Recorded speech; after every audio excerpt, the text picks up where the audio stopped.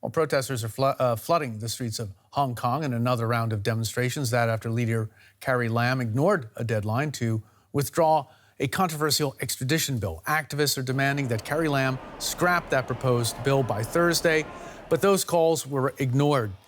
They want Lam to resign and release a number of government protesters detained last week. Thousands have converged on Hong Kong's police headquarters and are now blocking major roadways.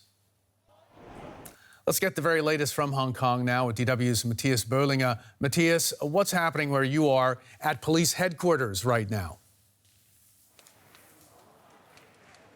People here demand the release of these people who were detained during the clashes last week. They keep shouting, release them, release them. People are still angry with the government, although Carrie Lam has already shelved this bill. They demand it to be entirely scrapped, and they also demand her to step down. All of these demands have not been met, so people vow to continue to protest. We met Nam and his fellow students in the lead-up to this demonstration. They're members of a student organisation. Their task is to ensure that protesters are fitted out for today. They accept donations from the public. People bring by masks and goggles against police tear gas, helmets and huge quantities of water. I hope the protest will be peacefully, but we will be standing by in case any kind of violent actions happen, and our first aid team will be able to help them. No matter if they're peacefully or different kinds of approach on the protest, I hope we could all be united and came out together to express this concern.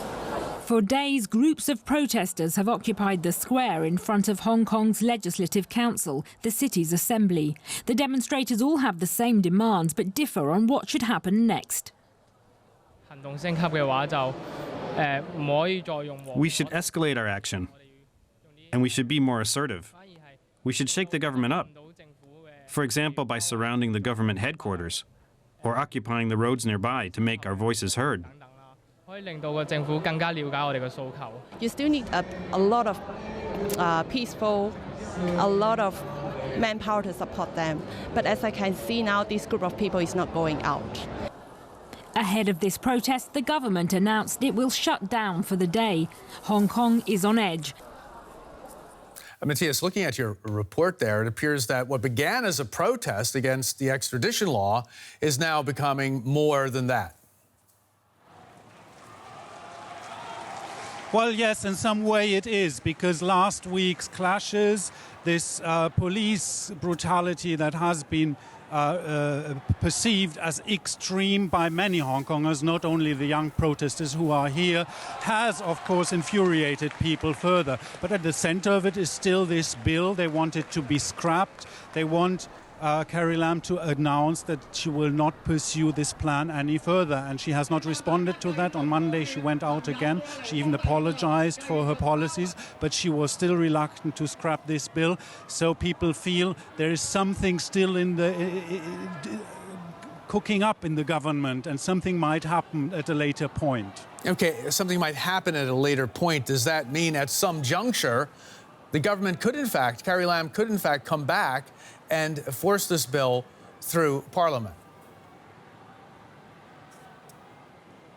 She has not excluded this possibility. I cannot imagine how any government could come back with this bill without inciting all this again. So I think for the next few years it's not likely that they will try this again.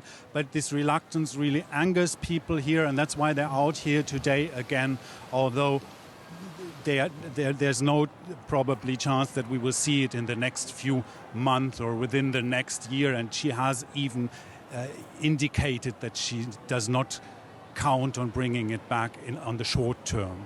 Okay, Mathias, thanks so very much for that from police headquarters in central Hong Kong for now.